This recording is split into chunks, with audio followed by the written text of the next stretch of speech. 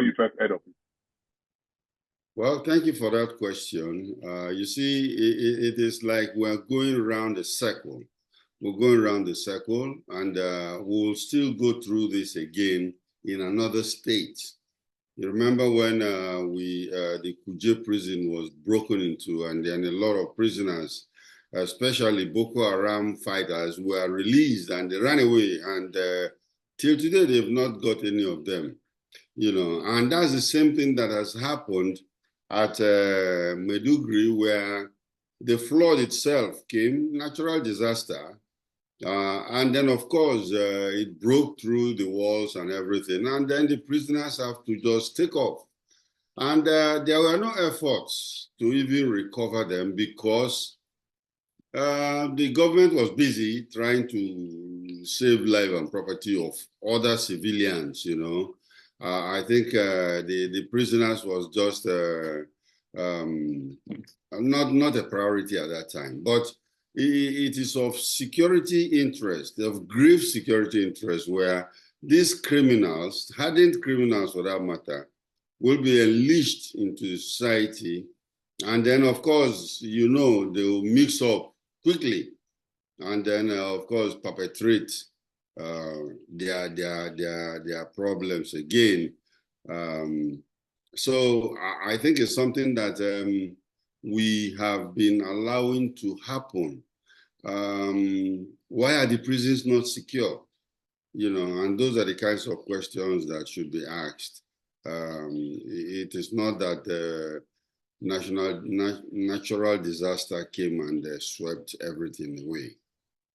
So, if I hear you correctly, you are saying that flood or no flood, it shouldn't get us to the point where over 200 very dangerous criminals are now on the loose.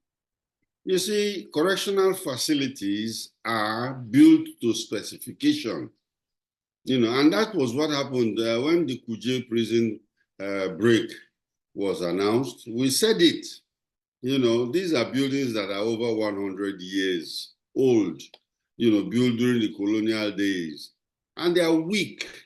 A good karate expert can knock it down, and we have these prisons all over the place, and nobody is really trying to make sure they renovate it properly. And then the specifications, because there must be specification as to the height of the fences, as to the double nature of the fences, because normal prisons don't have just one wall. There are double walls. If they break in through one wall, they will meet another wall again, which apparently will deter them until backup comes in. And of course, they are well grounded. They are not just built with mud or, weak cement blocks. These are concrete blocks they use. And then, of course, you have the watch posts and all the rest. So there's a specification for building correctional facilities. But when we allow it just like that, and then, of course, the warders are all compromised and lackadaisical in their attitude, you find out that the facility does not serve the purpose with which it was built. What kind of upgrade would you do you think Nigerian prisons would require, considering that we've had several jail breaks in the last 5 years? First of all, the very first upgrade we need is to relocate the prisons, relocate them to a faraway place, because prisons are not supposed to be in town. I know that most prisons were built and then the town grew to the prison, and swallowed the prison. So you find out that after so many years, the prison is in the middle of the town, but they should know that, let's move these things out far away, and then, of course, put a demarcation so that even if the town is encroaching, it will stop at a particular point, not to come all the way down to the prison, like Kirikiri prison, for instance. Kirikiri prison was an isolated island, somewhere. But today, the town has grown into the town, into the prison. In fact, there is a highway in front of the prison. Now people drive, like if you are going from Kirikiri town to Navy town, there is a road that you can drive all the way to Navy town. So these structures are bad, and you call it a maximum security prison? No, it's not. So we have to be more serious. That's first. That's one specification. The second specification is the physical security of the prison itself. Like I mentioned to you, there are prisons that are designed in such a way that there are double walls. If it is a maximum security prison, you can even put 3 walls so that when people, and in depth, because prisoners have been known to dig tunnels out of the prison. So if they are digging, they will jam the walls, and it will be difficult for them. If they are just climbing or breaking the wall, they will run into another wall that they never expected. So these are the kinds of fortification that you can give to prisons. But on the other side, but I don't think we've gone to that level yet. On the other side, there are prisons without walls. Prisons without walls. And these are prisoners that have maybe 6 months, 3 months prison sentence, and they know they will soon go. And of course, those of them who have good behavior, you don't need to really lock them up anymore.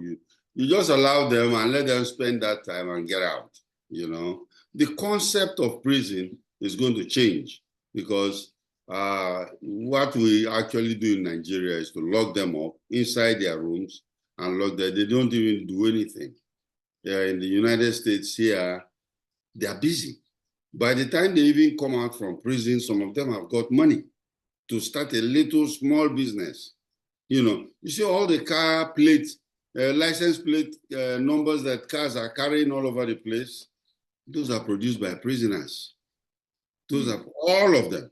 In the United States, they are produced by prisoners. And these are things that keep them busy. Carpentry, all kinds of crafts and all the rest. So they work, some go to school, even any degree, So the idea of locking people up and leaving them there, not feeding them properly, you find out that any chance at prison break, they will all run away. So I wanted you to speak briefly about, before this interview, you were talking to me about how prisons in the United States can even withstand hurricane and flood, especially prisons in Florida. I wanted you to speak briefly on that. Yeah, okay, prisons, like I said, are designed to last for a very long time, impenetrable.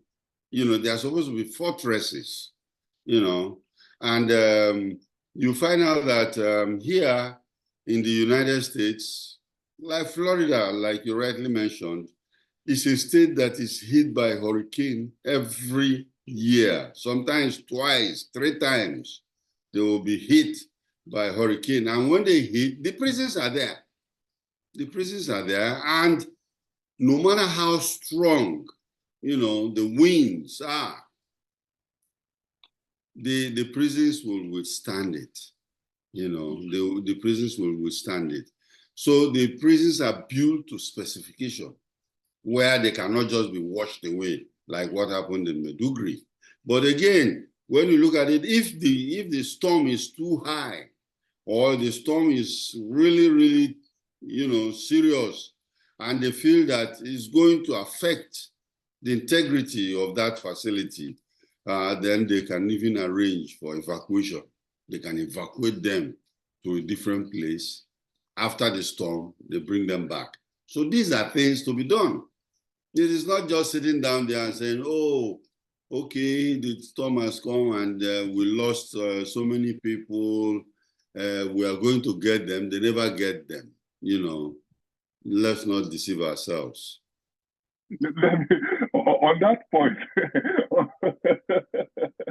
On that point, I wanted to get your thoughts on the response of the state government in recapturing these prisoners that are now on the loose. How would you describe the state government's effort? It is not even the duty of the state government. The prison services, the Nigerian Correctional Services, that is their own. They can seek for help from the police. They can also seek for help from the army. You know, we know even here in the United States, if there are prison breaks, you know, and the prison people alone cannot, and they call in the either the sheriff department or they call in the police and National Guard or National Guard. They will comb the whole place and, you know, start arresting them and then give information to the people, all the, you know, towns and villages around that area will have pictures of these people that are broken away, you know, so that they are helping when they see them, because they will mix up in the society. And when they see them, they can easily report to the law enforcement people. But it has to take a deliberate act, you know, a deliberate plan, security recovery plan to do this. So I was asking, so I agree entirely with you that the Nigerian prisons, the Nigerian Correctional Service, as they call them now, should take the lead. But there is also a role for the state government. No, the state government. Let's start with the prison service. How would you rate their response to this jailbreak in Maiduguri? And I'm saying Maiduguri because that facility, we understand, has in custody many Boko Haram commanders who are now on the loose. Yes, they have a lot of them. I don't know their level of preparedness, because that is the whole idea. You have to prepare for things like this. You have, okay, let's say you have about 100 Boko Haram people in that prison. Okay? Do they have their pictures? All of them, mugshot of their faces or their full body. Do they have those pictures? Are they all fingerprinted? Have you fingerprinted all of them? Is it in a safe place, like in a computer?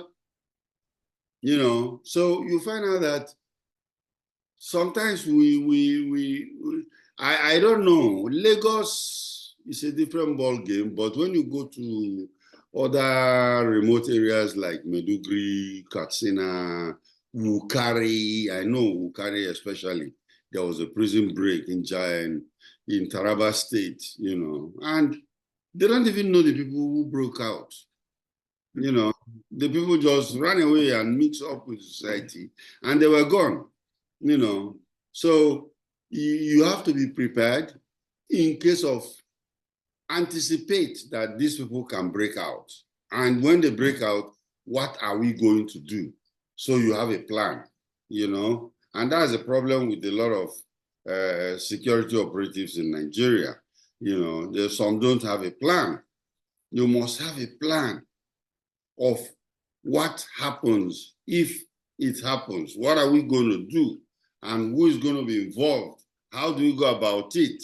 You know, so that you find out that if there is a bank robbery, for instance, you know, within 24 hours, they will make arrests because they've planned, they are watching, there are overhead surveillance cameras that are watching over the city.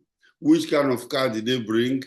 They can rewind their tape to see a brown Sienna which came in there and is living and where it is at present. And they send people down there and raid the place and see if they can catch anybody. And when they do it, we think it's magic. It's not magic. You know, it's just plan. You know, security agencies have to plan. And I think this should be lessons, especially for the correctional services, you know, to know that, like I said earlier, another prison break will happen, you know, one way or the other, because those old buildings are still there, and they should start planning on how to mitigate that issue. As at the last count, the state government was saying that only 7 of those very dangerous criminals that are now out there have been recaptured. Now, 2 questions in one. Do you think that the remaining over 200 prisoners will be successfully recaptured? And if the answer is yes, what kind of collaborative efforts do you want to see among security agents, the media, and all of those stakeholders, so that they can come together and then map out a way to bring them back? Okay. First question. The government said it's only 7 that escaped. So are the others there? The only 7 that have been recaptured. Oh, 7 have been recaptured. That's right. Very, very well. So others have escaped, and we don't know where they are. So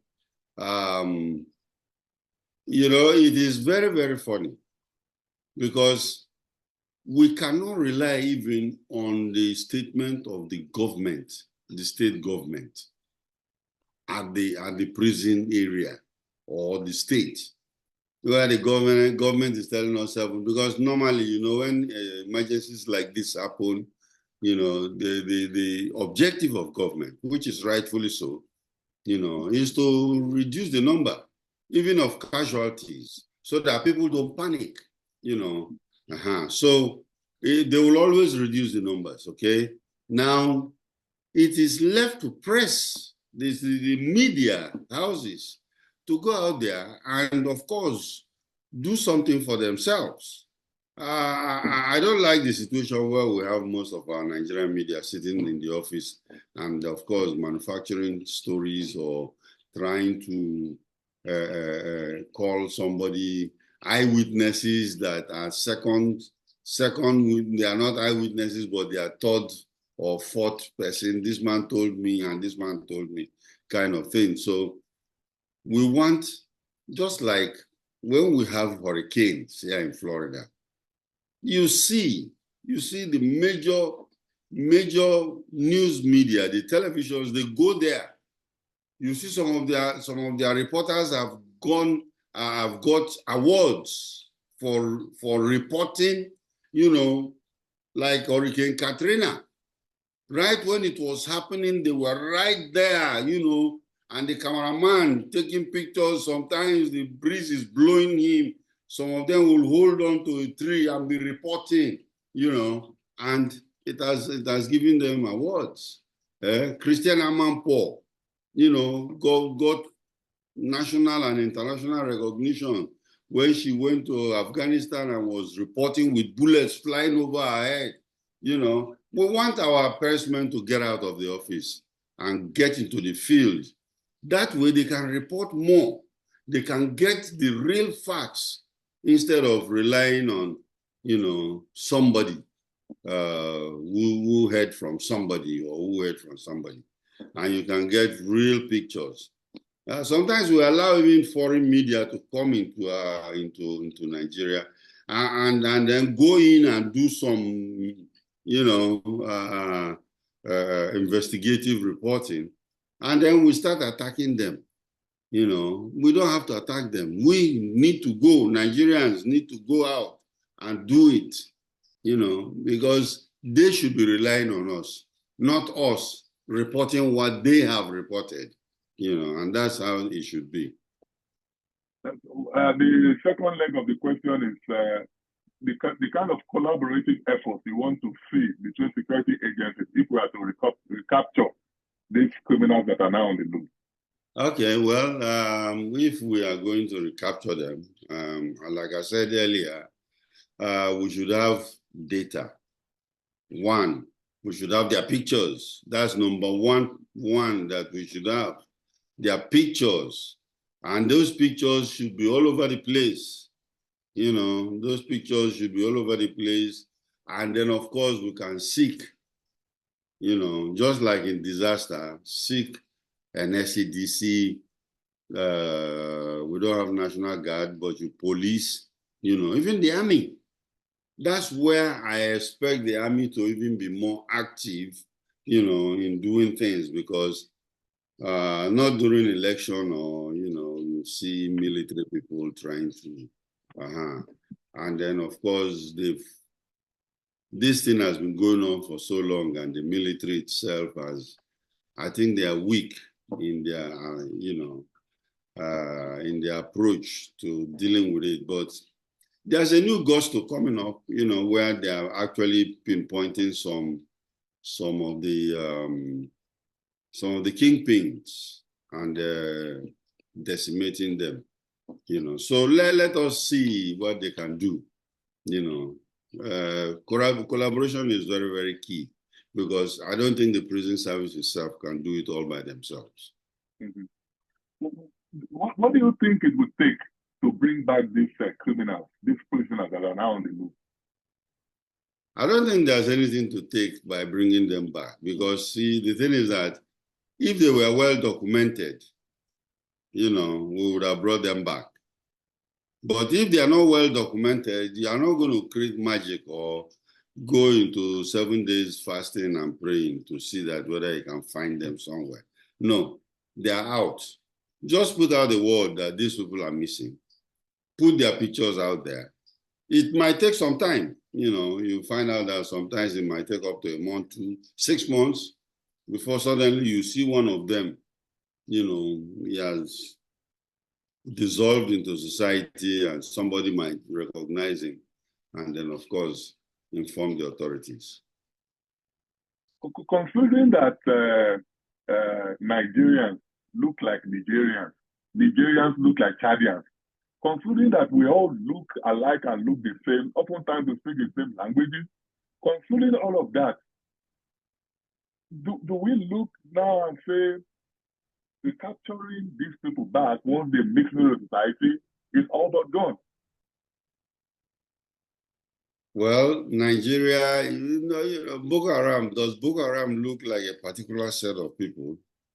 We know that there are Fulanis and Kanuris and some Hausas among them, you know. So they represent all kinds of people. And of course, when they are mixed up with the larger society, it's really very difficult, you know. But if there is a serious concerted effort to get them, I think they can get them. Okay. Fingers are crossed, we'll be open and trusting that the security agencies get to work and all of these dangerous criminals that are out there are recaptured. Let's quickly go to Edo as we wind down now. As you know, the election is less than 72 hours from today, and the police have just deployed yet again over 35,000 of their men to this off-cycle election. In addition to what the soldiers, the military have also deployed to Edo State. Now, considering that every off-cycle election will deploy this number of policemen and soldiers, and at the end of the day, we still have elections that are full of violence, what exactly do you think we are missing? We are missing the point, totally. That's what we are missing, you know. And what is this story about 35 or 33,000 policemen all the time? It has to be 30-something thousand, you know. I don't get it, you know. When Chibok girls, the other girls that were school children were released, the police deployed 30-something thousand there. You are showing force, yes, but show force before the thing happens. And now they are going for elections. We keep on doing the same thing all over again. And of course, the presence of policemen have not really helped, because politicians, like I always say, politicians are the people who dilute security. They dilute security very, very well, and even, put it off track, because the mixture of politics and security is a very bad one. If the security agencies are going to be independent, then they can do a better job. The police You know, it's not when they go and you hear already people are crying, oh, the opposition is shouting that their police are coming there to deal with them, you know, because they are opposition. Even some of the party members, like Adam Soshomole, you know, who is a chieftain of APC. Yeah, he's busy threatening them, you know, with the federal might. I don't think that's a very good idea because the police is supposed to be neutral for everybody. And when we start to sectionalize them or try to make sure that, you know, it is for this party and not for this party, then we're already causing the problem before it starts, you know. So I think we have to think again. There must be a systemic change on how we carry out our elections. We cannot continue deploying policemen. That style, that plan was for when they were carrying ballot boxes and running away, and then police will pursue them or police will stop them. Even then, sometimes they will be destroying ballot boxes and the policemen will just look the other way, you know. So I don't think it helps. What we need is a systemic change where we are going to leverage on technology, you know. Now there's election going on. I think absentee ballot is going on already. In about 2 months, people will start going to vote for presidential election in the United States. Yeah. And then if you go, like the last one I observed, you know, you go there, maybe you see about 2 people. You know, there's not even a policeman there. You go, you see people, the 2 people that are there, they are just not INEC. They are just there to, you know, they are volunteers. They are volunteers. Excuse me. And what they do is to check your ID card. Are you a registered voter? Where's your ID card? And this your ID card is you. We look at your face and it's the same thing. Okay, you can go in and vote. And you go in there, the voting machine is there. And you vote. And as you vote, the data is not stored there. The data is transmitted immediately. You see, so you find out that unlike Nigeria where there's no beavers, after everybody has voted, then we can transmit it to headquarters. It gives room for fraud, you know. But as people are voting, it is going out, and the recipients include national televisions, you know, because they are also collating the data. As they are collating, in fact, there's a period they will tell you that from what we have been collating, and then of course the trend of the voting that is coming in, we can forecast who is likely to win this election. And usually it is correct. So remove it from INEC. INEC can be there, but they can be doing other jobs. You know, remove police from it because they are not going to do anything. You know, make it. We should remove police from. From the voting process. From the voting process, remove them. You know, we don't need them. We can always, okay, those 2 people that are there can have the number of the police. You know, if there's actually a problem, but there will be no problem. Everybody come, single. You go in, you vote, and you go away. You come, you vote, and you go away. Nobody knows whom I'm voting for. I don't know who another person is voting for. So why should there be any problem? And there is no campaign. Nobody's campaigning, you know.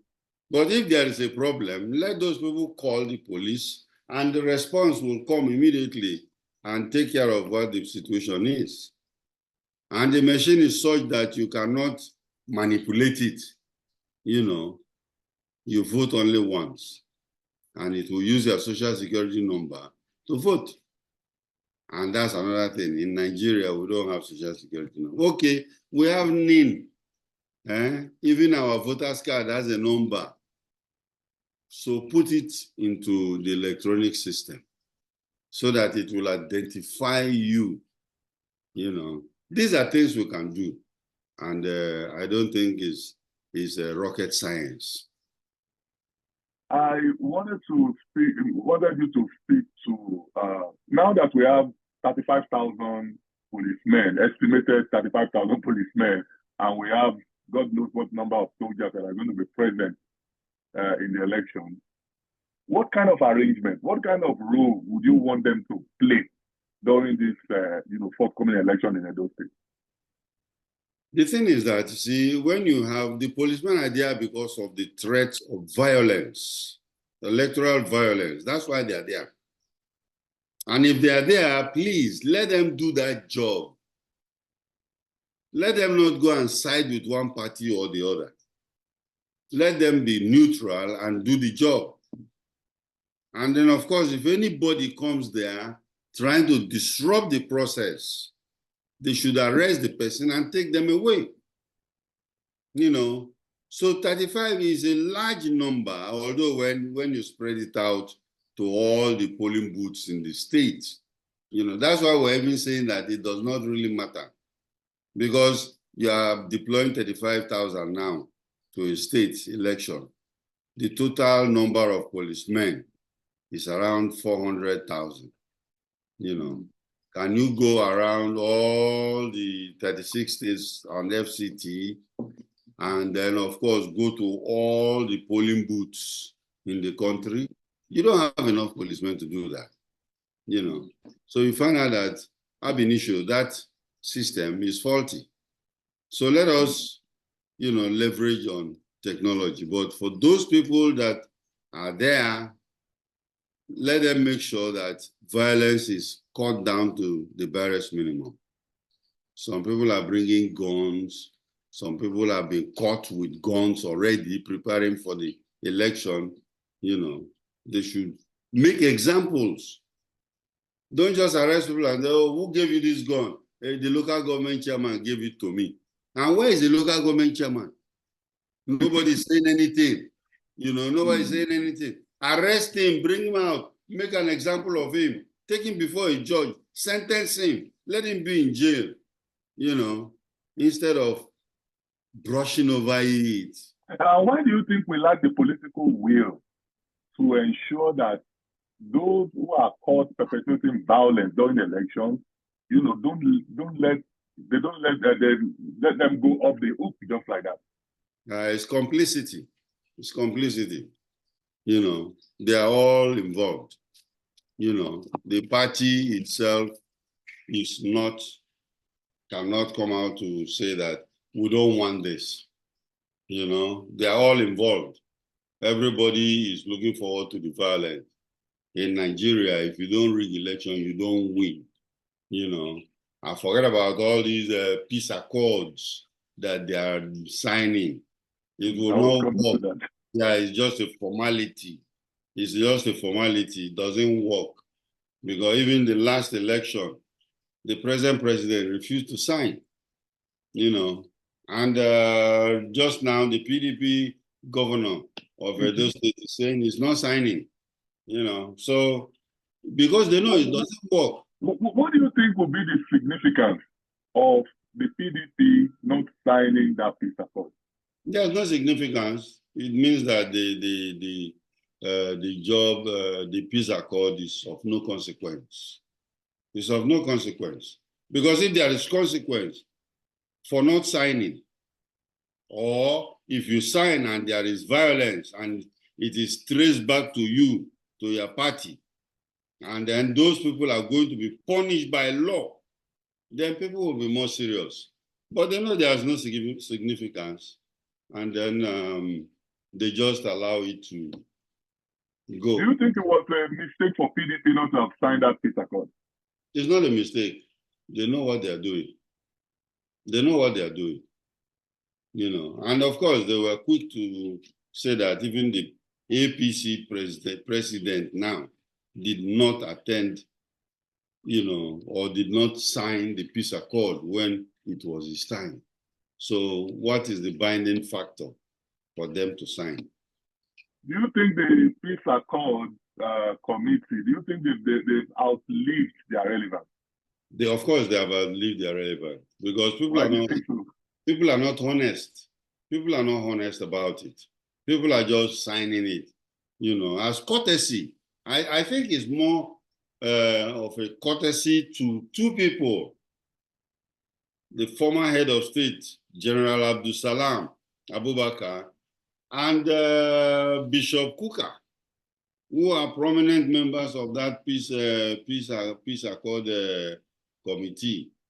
People are just doing it for respect for those people. Otherwise, it's no big deal. And of course, like I said, there are no consequences. And if there are no consequences, what binds me to go and, to do it? Last question. A federal high court in 2015 had ruled that the military had no business in the election process. Why do you think as a nation we keep bringing back the military to come and participate in elections? Well, I have advocated this in many fora. They don't, because the constitutional responsibility of the military is to protect Nigeria from external aggression,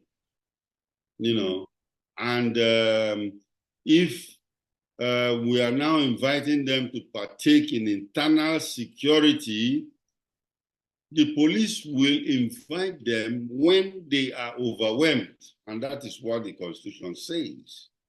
But I think it has become a permanent feature right now, where the military itself is deployed in almost all the 36 states of the Federation, and I think they're enjoying it so much that they themselves don't even want to go.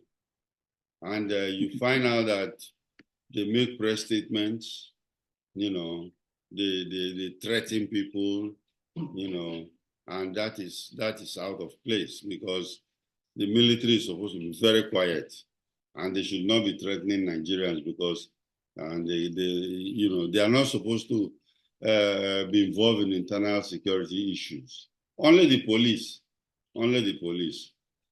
Now, if they have to be involved in like elections, very well, there are duties for them to perform. They can, Nigeria is a very big country. There are some local governments. If you are going by road, it will take you about 6-7 hours to get there. In the Niger Delta area, if you are going by sea, there are places that will take you 10 hours to reach there. So the military can come in, where we in fact deploy. We've done it before, where the Air Force will be carrying ballot boxes and ballot papers, fly them down into the interior, drop it there for them to do their voting. When they finish, they go and collect them and bring them back.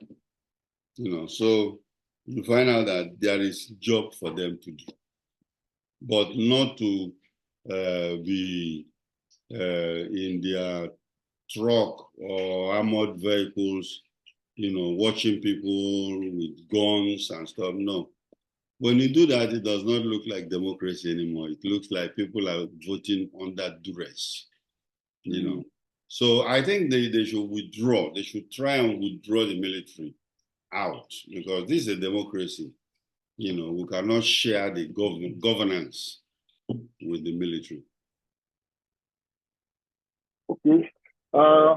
Just this last question concerning what do you forecast, would happen concerning how the security situation in Edo State will play out over the weekend? Well, one thing I always know is that any election that is making a lot of noise, if there's a lot of noise before any election, usually on election day is quiet. I've observed it over the years. It's quiet.